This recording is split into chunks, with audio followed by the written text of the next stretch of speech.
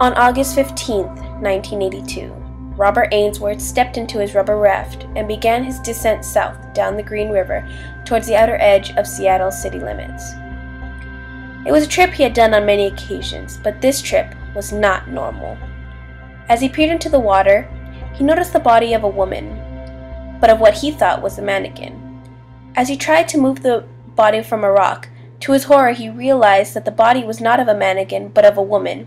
Terrified, his raft accidentally overturned, and to his horror he noticed two bodies surrounding him.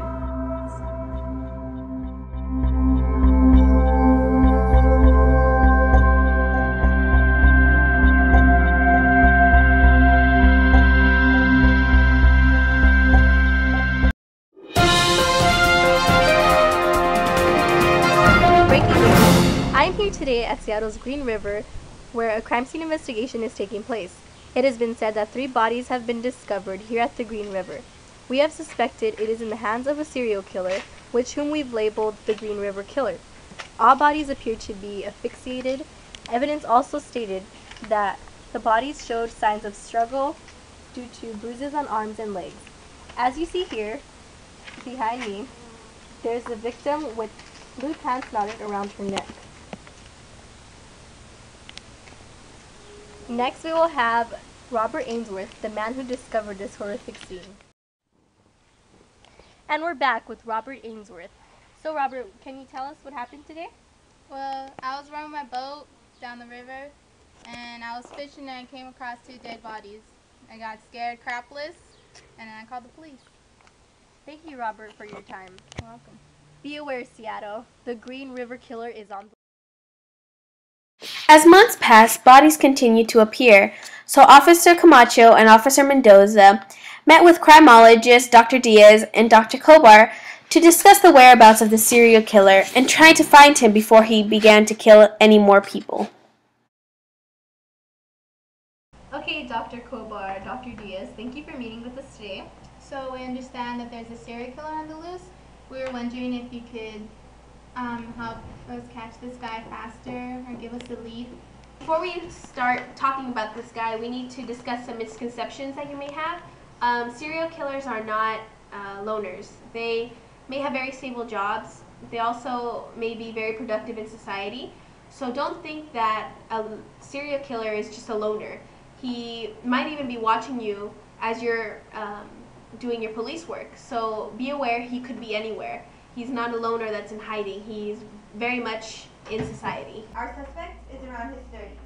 He's had some type of child abuse. We are thinking emotionally or physically, either from his mom or dad. Now, each of these victims have been strangled and have been left for decomposition, normally in wooded areas. So keep your eyes out for the woods. And normally when the bodies are decomposed, that's not the end of the story. Normally the serial killer has been coming back to the bodies and having sex with these decomposing bodies. And that's a term that we call necrophilia, and it happens often. Now remember, our guy is an unorganized killer, which means his IQ is below 80. But then at the same time, he is an organized killer due to the dumpings of the bodies. From the killings, it shows that the deaths excite him, which is why he goes out and hunts for more, which is thrill-orientated motive. He aims for prostitutes more because it's an easier target, which is a mission to him because he probably has had a bad experience with these prostitutes. And because of this, he's probably trying to get rid of them. Now, he's obviously had some sort of bad situation that's happened in his life where he doesn't feel like he has power. He may feel like he might have been deprived of sex, or he may feel like he doesn't have control of his life. So by taking another person's life, he is gaining power. And that's what we call a power-seeking motive. So keep this in mind. Now, to give you kind of an idea of what the profile of this man may look like. Our